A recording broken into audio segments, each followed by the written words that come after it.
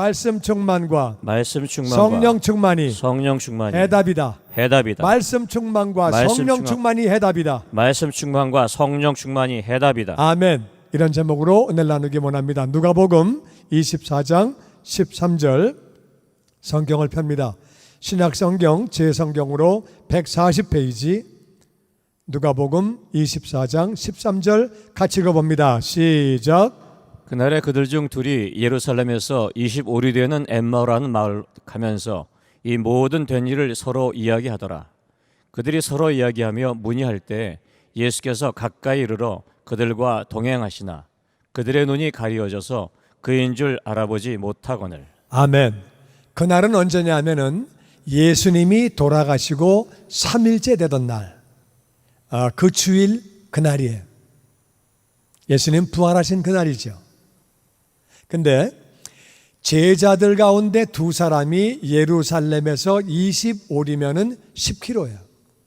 10km 떨어진 엠마오로 가는 길인데 이 모든 되어진 일, 예수님이 오셨다가 사역하시다가 돌아가신 거, 그 얘기를 서로 얘기를 하면서 가는 거예요. 그렇게 얘기를 하기도 하고 문의도 한다는 얘기에 서로 물어보는 거예요. 왜 죽으셨지? 그 능력 많은 분이 죽은 사람도 살리시잖아. 근데 왜 죽었지? 서로 물어보고 대답하고 그러면서 가는데 예수님이 가까이 오셔서 두 사람 사이에 끼신 거예요. 그들과 같이 걸어가시는데 그 사람들 눈이 가려져서, 눈이 가려졌다는 얘기는 자기들이 예수님 비슷한 것 같은데 예수님은 죽었어. 그렇게 이제 생각을 하고 있으니까 예수님이라고 알아보지를 못한 건지 아니면 하나님이 알아볼 수 없도록 가리신 건지 아니면 부활체가 됐을 때 조금 변해서 우리가 부활체가 되면 더 잘생겨지고 더 예뻐지고 그런 변화가 있는 건지 그건 저도 잘 모르겠고 세 가지가 다 섞인 건지 하여튼 모르겠어요. 성경은 그 얘기를 안 하고 있으니까 하여튼 예수님이 오셨는데 못 알아본 거예요. 눈이 가려져서 예수님인 줄 알지 못했다. 그때에 예수님이 이렇게 말씀하십니다. 17절 시작. 예수께서 이르시되 너희가 길 가면서 서로 주고받고 하는 이야기가 무엇이냐 하시니 두 사람이 슬픈 빚을 띠고 머물러 서더라. 그 한 사람이 글로바라는 자가 대답하여 이르되 당신이 예루살렘에 체류하면서도 요즘 거기서 된 일을 혼자만 알지 못하느냐. 예수님이 그들에게 물어보십니다. 너희가 서로 주고받는 얘기가 뭐냐? 지금 무슨 얘기하고 있는 거냐? 그러니까 이 사람들이 둘이 슬픈 빛을 띄었대요. 아주 얼굴이 슬퍼가지고, 그러니까 얼굴이 축 늘어진 거예요. 웃으면 얼굴이 올라가는데 슬프면 얼굴이 내려와요. 거울을 보시고 내가 슬퍼하는지 웃고 있는지 얼굴이 내려와요. 그래가지고 말하기 어렵다 그거죠. 물러섰다는 얘기는, 머물러섰다는 얘기는 가다가 멈췄다는 거예요. 그 중에 한 사람 글로바, 이들은 12제자는 아니에요. 그러니까 70인 제자 가운데 한 사람인 것 같아요. 왜 그들은 내려가고 있었느냐? 머리가 빨리 돌아가는 사람이에요. 예수님 죽었으니까 제자들 죽는 거는 시간 문제다. 빨리 도망가는 게 상책이다. 빨리 튀어야 한다. 그래가지고 3일째 되는 날 도망부터 가는 거예요. 그러면서 무슨 일이냐? 무슨 얘기하는 거냐? 그 얘기를 할 때 얘기합니다. 당신이 예루살렘에 체류하면서, 그러니까 예수님 모습이 예루살렘에 사는 분 모습이 아니에요.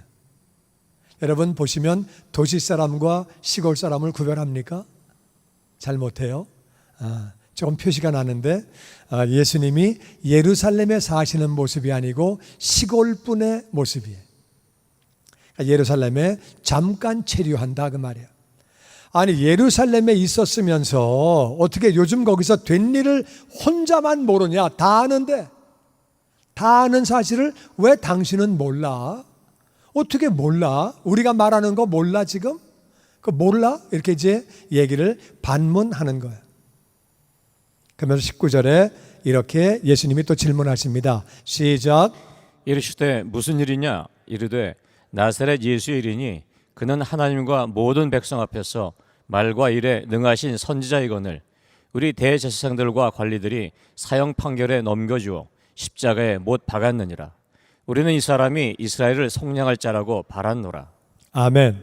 예수님이 그래 무슨 일인데 얘기를 좀 해보세요. 나사렛 예수의 일, 그분이 하나님 앞에 모든 백성 앞에서 말을 정말 잘하고 하나님 말씀을 정확하게 전해주고 하나님 나라를 알려주고 그리고 일이 기가 막히게 장애인을 고치고 죽은 자를 살리고 그분 사역이 정말 놀라웠다. 그분은 선지자다. 그러니까 이 제자들이 지금 예수님을 선지자의 수준으로 보는 거예요. 모세, 이사야, 엘리야, 예레미야 이 정도 수준으로 보는 거예요. 진짜 기가 막힌 선지자인데 대제사장들과 높은 사람들이 사형 판결에서 십자가에 죽었다. 진짜 기가 막힌 분인데 우리는 이 사람이 이스라엘을 구원할 사람이라고 생각했다. 모세가 이스라엘을 애굽에서 구원한 것처럼 이 예수라고 하는 선지자가 우리를 로마에서 해방시켜 줄 사람, 이 나라를 바로잡을 사람, 잘못된 썩은 관리들 밑에서 우리를 해방시켜 줄 사람, 우리는 이 사람이 우리를 구원시켜 줄 사람으로 선지자로 기다렸는데 허무하게 죽었다. 아니 죽은 사람을 살리는 분이 그렇게 허무하게 죽을 수가 있냐?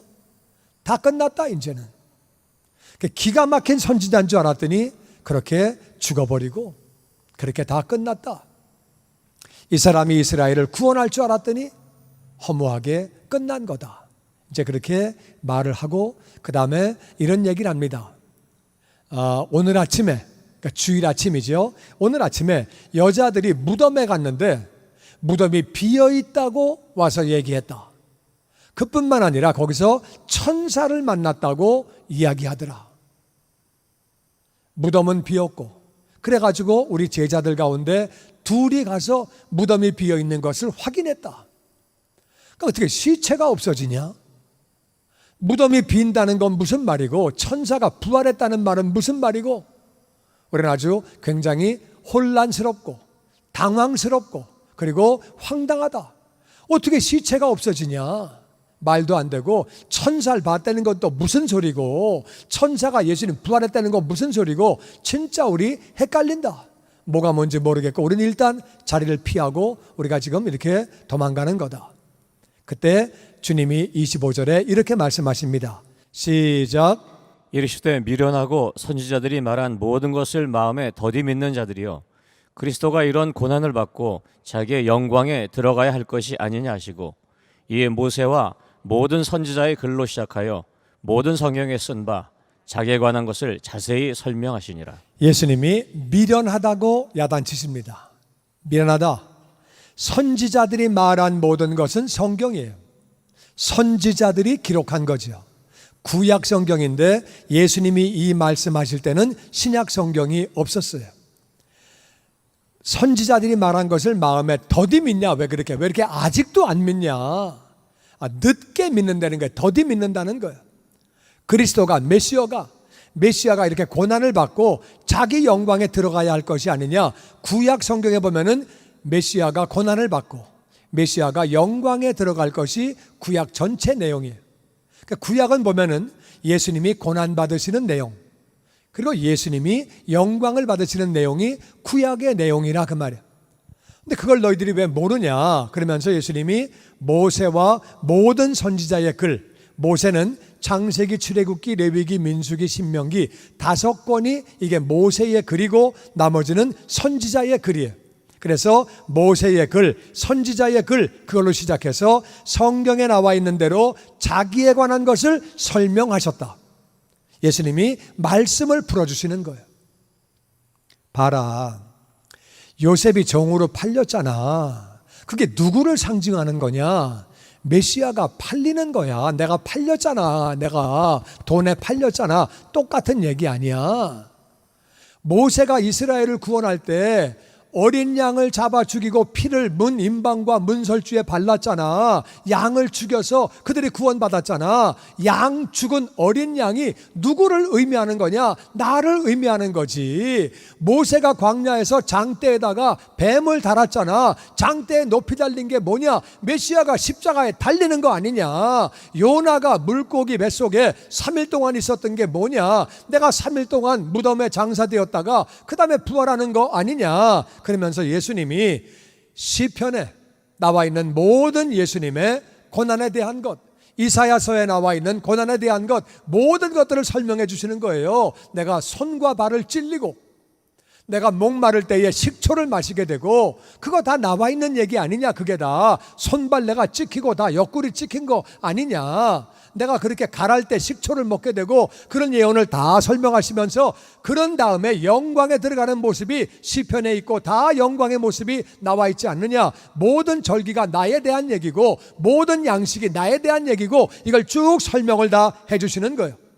설명을 해주신 다음에 그 다음에 30절에 이런 일이 있습니다. 같이 읽어보죠. 시작. 그들과 함께 음식 잡수실 때 떡을 가지사 축사하시고 떼어 그들에게 주시니 그들의 눈이 밝아져 그인 줄 알아보더니 예수는 그들에게 보이지 아니하시는지라. 그들이 서로 말하되 길에서 우리에게 말씀하시고 우리에게 성경을 풀으실 때 우리 속에서 마음이 뜨겁지 아니하더나 하고. 예수님이 같이 그들과 식사를 하시는데 떡을 떼서 축사하시고 떼어서 주시는 거예요. 떡을 가지고 축사하시고 축복하며 감사하시고 떼어서 주시는 거예요. 그 성찬식 모습인데, 주님이 하신 건데 떼어주는데 그들이 그 떡을 받아 먹고 눈이 열린 거예요. 열리는데 보니까 예수님이네. 그때 알아봤는데 갑자기 예수님이 사라지신 거예요. 그러니까 부활체는 공간의 제한을 받지 않아요. 아무 장소에 나타났다가 그냥 또 사라졌다가 그렇게 되는 거예요. 갑자기 안 보이는 거예요. 예수님이네. 그러니까 성찬식의 떡이 너무 중요한 거예요. 그러니까 성찬식 떡을 그냥 먹으면 되는 게 아니고, 성찬식의 떡을 먹을 때 말씀을 받은 다음에 떡을 먹어야 돼요. 말씀을 받고 떡을 먹으면 눈이 밝아지는 거예요. 이게 무슨 말이냐? 눈이 밝아져야 예수님을 알아보는 거예요. 예수님을 알아보지 못하는 사람들에게 예수님은 네가 소경이라. 그러니까 예수님이 근데 우리가 보는데 왜 기분 나쁜 소리하고 앉아있어? 무슨 소경이야 우리가? 네가 소경이라. 예수님을 모르고 하나님을 모르면 눈을 뜨고 산다 그래도 그게 보이는 게 아니죠. 진짜 중요한 거를 못 보고 있으니까, 하나님을 모르고 예수님 모르면은 그거는 눈이 열린 게 아닌데, 이들이 말씀을 받은 다음에 떡을 축사하신 떡을 받아 먹을 때 눈이 열렸다 그 말이야. 그래가지고 예수님을 알아보게 된 거예요. 그리고 그들이 예수님 보고 난 다음에 예수님은 떠나가시고 그들이 서로 말합니다. 길에서 우리에게 말씀을 가르쳐 주시고 성경을 풀어주실 때에 우리 마음이 뜨거워지지 않더냐? 우리는 지금 무서워서 가슴이 다 식어가지고 도망가. 무슨 하나님 나라, 무슨 아이고 빨리 도망가, 살기나 하자. 사는 게 중요하지 무슨 뜨겁고 그냥 다 도망가자. 그래가지고 도망가던 사람들이 말씀을 받을 때에 뜨거워졌다는 거예요. 여러분, 말씀이 우리를 변화시켜주는 줄로 믿습니다. 아멘. 예수님이 다른 거 안 하시고 말씀을 가르쳐 주신 거예요. 말씀을 받음으로 이들이 변화가 된 거예요. 말씀을 받음으로 자포자기하고 다 끝났다, 우리는 죽을지도 몰라, 그냥 가자, 그냥 명대로 살려면 도망가자, 머리가 빨리 돌아가는 사람들이, 그래가지고 도망가다가 다시 그들이 뜨거워지게 됩니다. 그래가지고 그들이 돌아가죠.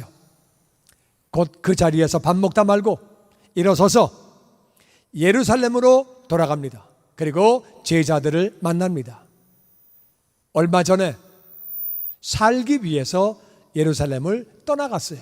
시골 가서 숨어 있으면 안전하지, 여기 있다간 그냥 죽는 거야, 개죽음이야, 도망가야지. 도망갔던 사람들이 까꿀로 돌아서 예루살렘으로 올라가서 제자들을 만납니다. 만났더니 제자들이 그런 얘기를 먼저 하는 거예요. 주님이 살아나셨습니다. 베드로가 만났습니다. 이런 얘기를 먼저 하는 거예요. 그러니까 자기들도 두 사람도 간증합니다. 우리도 주님을 길거리에서 만났습니다. 근데 우리는 그분이 주님인 줄 몰랐습니다. 근데 주님이 말씀을 풀어주시고 우리에게 성찬식에서 하신 것처럼 떡을 가지시고 축사하시고 떡을 떼어주실 때에 우리가 그것을 먹고 주님을 알아봤습니다. 근데 주님이 갑자기 사라지셨습니다. 주님 다시 사셨습니다. 우리 눈이 열리게 되었습니다. 이렇게 이제 얘기를 그렇게 하는 거예요. 그때에 36절에 이런 사건이 생깁니다. 같이 읽어보죠. 시작. 이 말을 할 때 예수께서 친히 그 가운데 서서 이르시되 너에게 평강이 있을지어다 하시니 그들이 놀라고 무서워하여 그 보는 것을 영으로 생각하는지라. 예수께서 이르시되 어찌하여 두려워하며 어찌하여 마음에 의심이 일어나느냐. 이 말을 하고 있을 때에 제자들도 예수님 다시 사셨습니다. 베드로가 만났습니다. 두 사람도 우리도 만났습니다. 말씀을 받을 때 우리가 예수님을 알아봤습니다. 말씀 받고 성찬식 하면서 떡을 먹으면서 알아봤습니다. 그때에 이 말 하고 있는데 예수님이 그 가운데 갑자기 나타나신 거예요. 문들을 걸어 잠그고 있었는데 예수님이 나타나신 거예요. 그리고 평강이 있을지어다 말씀하시는데 그들이 놀라고 무서워했다는 거예요. 유령인가? 자기가 보는 것을 유령으로 생각했다는 거예요. 예수님은 죽으셨는데 유령인가? 예수님이 말씀하십니다. 왜 두려워하고 왜 마음에 의심하느냐? 우리가 정확히 알아야 될 것이 있어요. 우리 생각에는 부활하신 주님을 만나면 굉장히 믿음이 성장하고 믿어질 거라고 생각해요. 오늘 보니까 부활하신 주님을 봤음에도 불구하고 의심하는 거예요. 내가 잘못 봤나? 헛개비를 봤나? 몸이 약해져서 그런가? 왜 그러지? 너무 예수님을 사모해서 그러나? 어떤 사람은요, 자기 병이 고침받으면 신앙이 성장된다고 생각해요. 물론 그럴 수도 있는데 그거 가지고 되는 거 아니에요.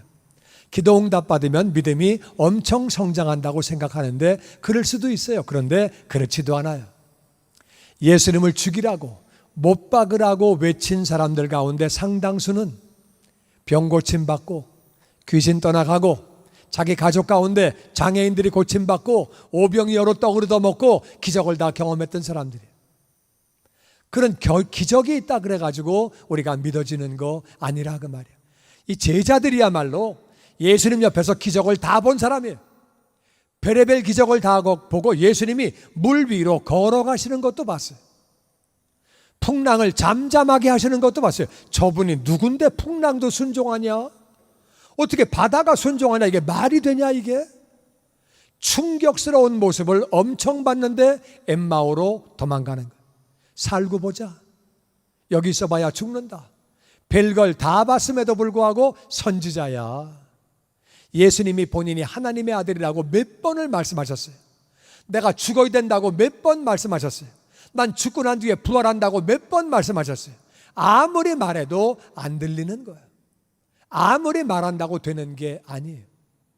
예수님을 직접 봤음에도 불구하고 의심하는 거예요. 예수님이 왜 의심하냐? 왜 그렇게 안 믿냐?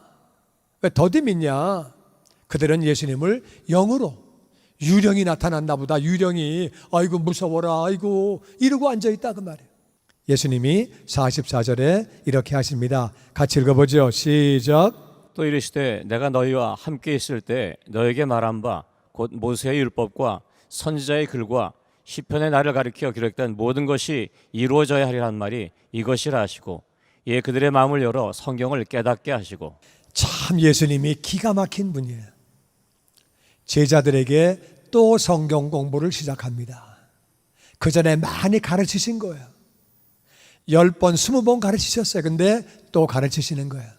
얘들아 내가 옛날에 많이 얘기해 줬잖아. 많이 가르쳤잖아. 너에게 말한 대로 모세의 율법, 선지자의 글, 시편. 그러니까 선지자의 글에는 시편이 들어가는데 예수님이 특별히 예언은 시편에 많이 기록되어 있어요. 그래서 자 거기 나를 가리켜 기록된 것이 다 이루어져야 돼. 그게 이거야. 그러면서 예수님이 그들의 마음을 열어 성경을 깨닫게 하셨다. 성경을 가르쳐 주시는 거야. 한 절 한 절. 그러니까 내가 메시아잖아.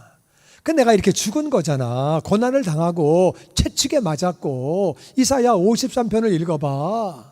내가 어떤 고난을 당해야 되는지. 시편 22편을 읽어봐. 내가 어떤 고난을 당해야 되는지 거기 나와 있잖아. 다 그렇게 설명을 해 주시는 거예요. 성경을 깨닫게 해주셨다.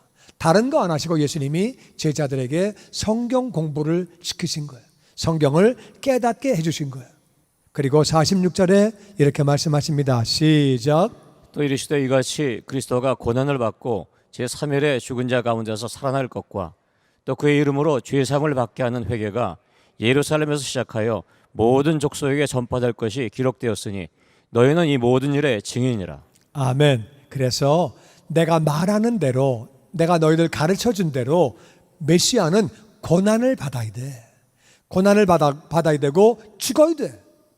너희들의 죄를 짊어지고 대신 죽어야 돼. 그리고 장사한 지 사흘 만에 다시 사는 거야. 다시 살아날 것과.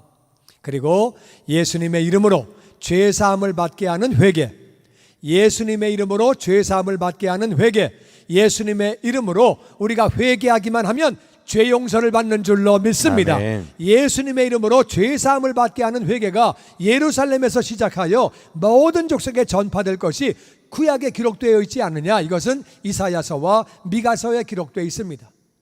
그래서 예루살렘에서 이제 시작돼서 퍼져나가는 거다. 내 사역은 갈릴리에서, 나사렛에서, 가버나움에서 사역을 했지만 이 소식은 이제 예루살렘에서 퍼져나가는 거다. 너희들이 예루살렘에서부터 시작하는 거다. 여기서부터 이제 내 이름으로 죄사함을 받게 하는 회개, 예수님의 이름으로 회개만 하면 내가 주인 되었던 삶을 뉘우치고 예수님을 나의 주님으로 구원자로 믿고 영접하기만 하면 누구나 죄사함 받고 하나님의 자녀가 되는 줄로 믿습니다. 아멘. 이것이 예루살렘에서부터 시작된다. 하나님의 말씀이, 하나님의 생명이 예루살렘에서부터 나온다고 기록되어 있다. 너희가 이 모든 일의 증인이다. 너희는 다 보지 않았느냐? 너희가 증인이다. 말씀에 기록된 대로 나는 이 땅에 왔고 이 땅에서 살았고 이 땅에서 죽었고 하늘나라로 나는 부활되고 올라간다. 너희가 이제 이것이 증인이 되어서 이것을 전파해라. 내 이름을 믿기만 하면, 회개만 하면 누구나 죄사함을 받는다. 죄사함 받으면 하늘나라 가는 거예요. 할렐루야. 아멘. 그리고 49절에 이렇게 말씀하십니다. 시작. 볼지어다 내가 내 아버지께서 약속하신 것을 너에게 보내리니 너희는 위로부터 능력으로 입혀질 때까지 이 성에 머물라 하시니라. 그러면서 예수님이 내가 이제 올라가면 아버지가 약속하신 것은 성령님을 보내시겠다고 하는 약속이, 그것을 너희에게 보낸다는 말은 성령님을 보낸다. 위로부터 능력이 입혀질 때까지, 위에서부터 하늘나라에서부터 능력, 성령 받으면, 성령 충만하면 능력이 생기는 줄로 믿습니다. 아멘. 능력은 파워, 힘이 생긴다 그 말이에요. 그래가지고 그때까지는 이 성에 머물러라. 왜? 예루살렘에서부터 예수님의 이름으로 죄사함을 받게 하는 회개가 전파되어야 되기 때문에 너희들이 예루살렘에서 성령 받고 복음을 전하기 시작해야 된다. 이 말씀이 이루어져야 되니까 딴 데 가지 말고 성령 충만 받고 여기서 나가서 복음을 전파해야 하나님 말씀이 이루어지는 거다. 아멘. 아멘. 그렇게 선포하시는 거예요. 여기서 이 성에서 머무르면서 성령 받고 나가야 되는 거다. 그래야 예루살렘에서부터 말씀이 죄사함을 받게 하는 회개가, 예수님의 이름으로 죄사함 받는 회개가 전파되는 거다 말씀하시면서 예수님이 그들을 축복하시고 그리고 하늘나라로 올라가셨습니다. 52절 같이 읽죠. 시작. 그들이 큰 기쁨으로 예루살렘에 돌아가 늘 성전에서 하나님을 찬송하니라. 아멘. 제자들이 예수님을 경배하고, 경배했다는 말은 예수님이 하나님이라 그 말이야.